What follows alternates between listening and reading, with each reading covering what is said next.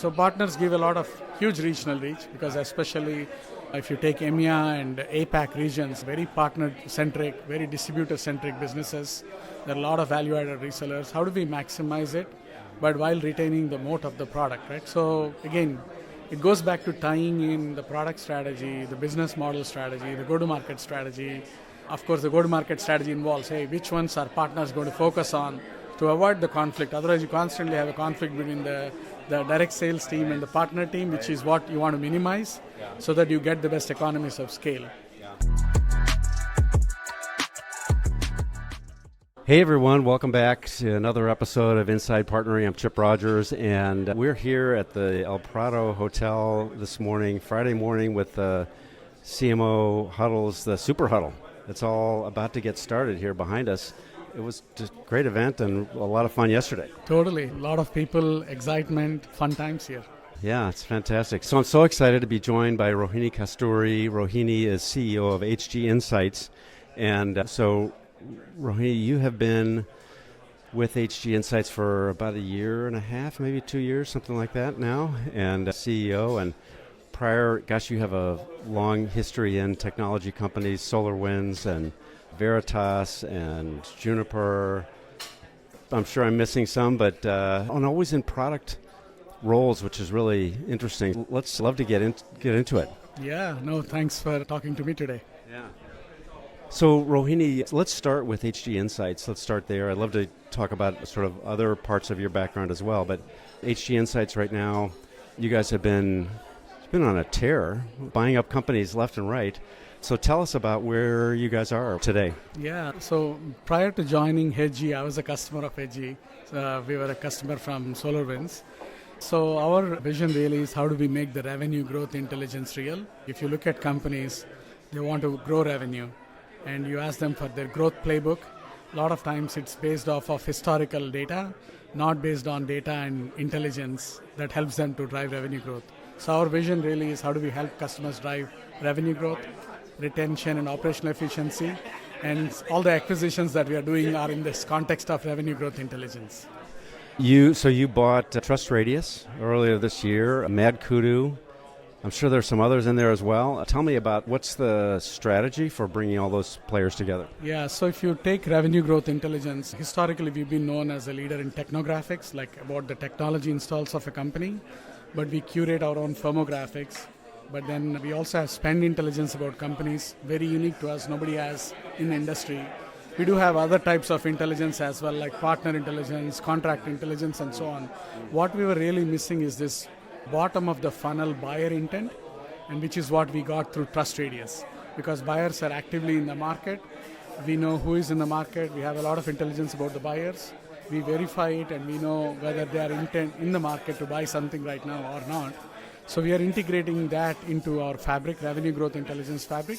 That way at an account level, you have all these types of intelligence, and we now have intelligence for 20 million companies, all curated at an account level. Yeah. That helps customers develop agents or do their own go-to-market automation solutions. Yeah. So the concept is a 360 view of customers, and what is their technology, how are their customers engaging with them, and all of those aspects of it. Totally.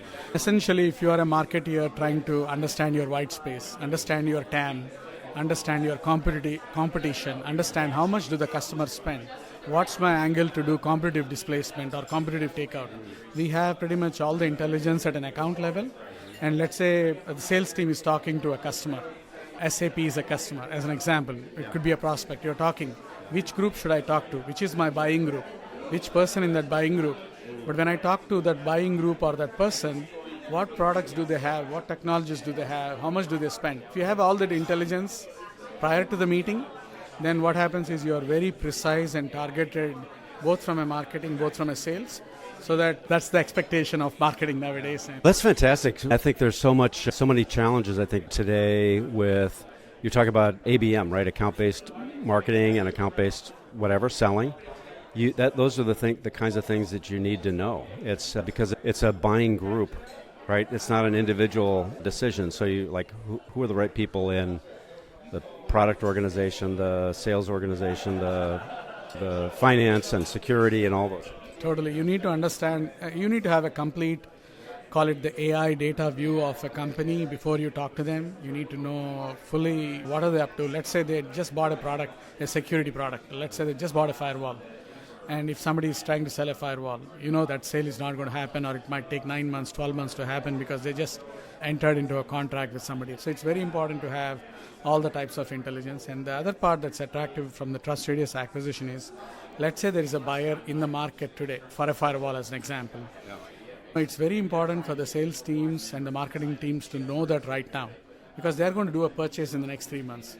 So if the vendors don't show up in that window, they're out. Annual cycle, because the sales cycle in some of the infrastructure products are already long. Yeah. Right? Whereas on the MadKudu side, MadKudu is a different acquisition. MadKudu brings in a platform with agents on top of our data.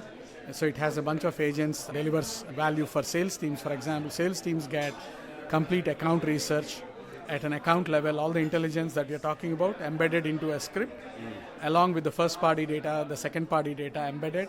That way it becomes easy for a sales team to have a full script to talk to any prospects or customers. So we are now integrating all our platforms together so that we launch all these agentic applications. We are ready to announce that next week, actually. Oh, exciting. All right. So pre-announcement here. Yes, totally. Yes.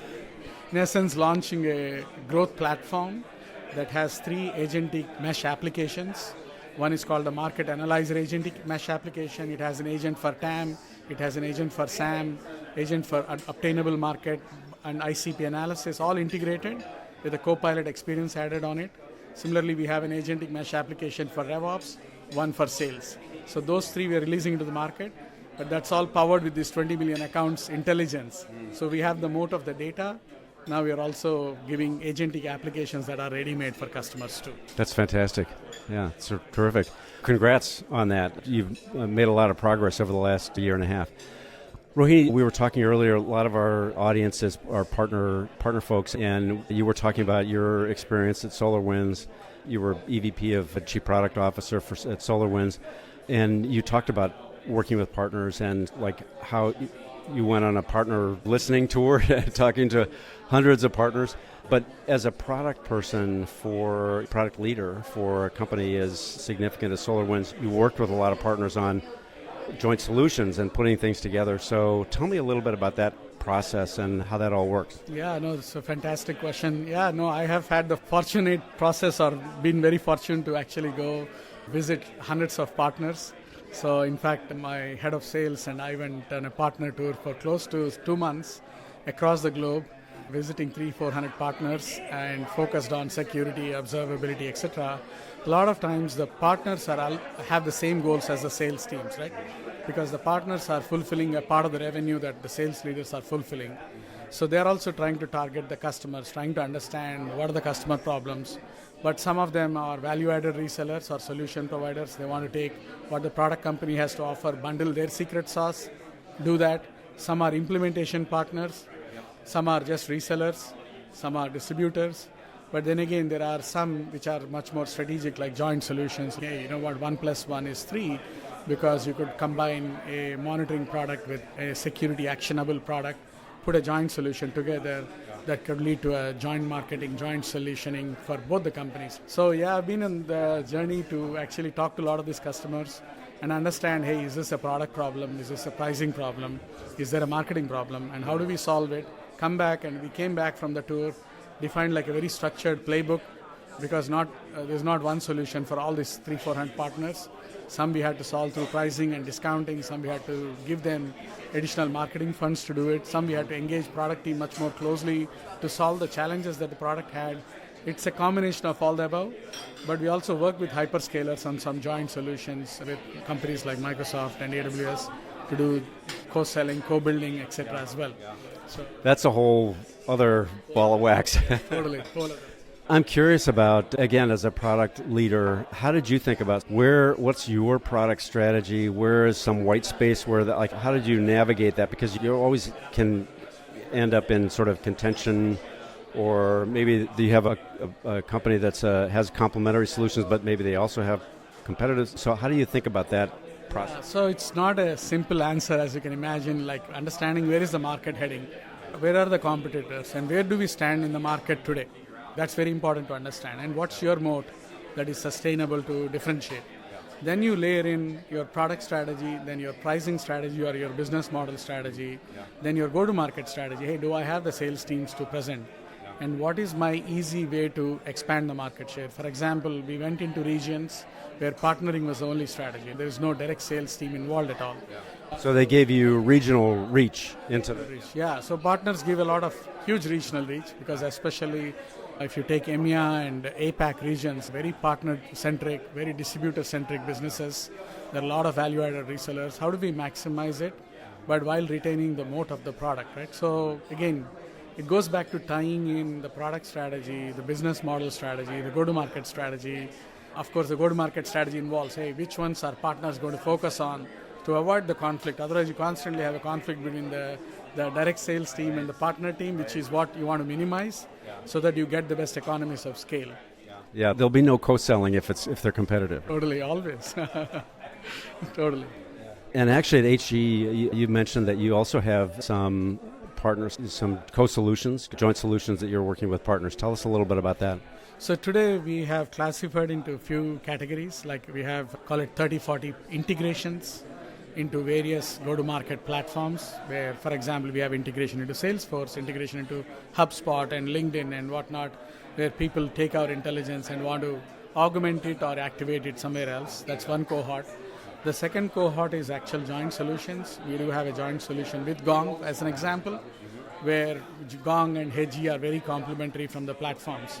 So the MadKudu platform that we acquired, they developed a joint solution with Gong so that the customers benefit from the joint value proposition. So we have several joint solutions like that. And the other ones are ecosystems, right? Like, for example, there are evolving AI ecosystems, data ecosystems, and GTM platform ecosystems. How do we participate in those ecosystems effectively for scale is another big factor for us, right? So we are again hyper-focused on what's going to be our sweet spot. For example, if you take the CRM ecosystems, which are AI ecosystems, which need the data, going to be very sweet spot for us. So we're triangulating all those dimensions so that we can participate in ecosystems as well. That's fantastic. So it's a big Rubik's Cube puzzle. Totally, it is a big Rubik's Cube of puzzle. And the other thing that we're also doing, very interesting thing for partners is, for example, we serve today 95% of Fortune 500 B2B tech companies. Like all hyperscalers are our customers today, all major B2B tech customers. We have been serving them for more than 7 years now. We are very sticky. We are the foundational data fabric for a lot of these hyperscalers.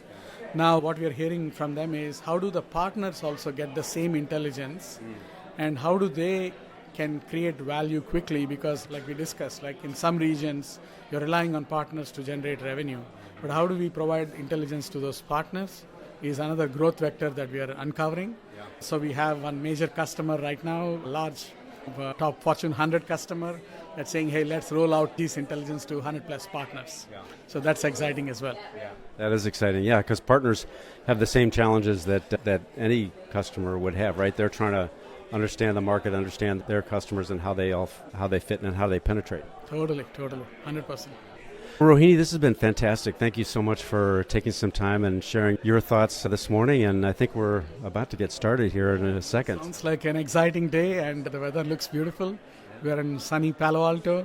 Looking forward to a fantastic event, and thanks again for chatting, Chip. It's fantastic. Rohini, thank you for joining, and thank you all for joining another episode of Inside Partnering. And make sure to subscribe and follow if you're looking for more kinds of content like this and hearing from senior leaders in the technology industry. This is the place to be. Thanks, everybody.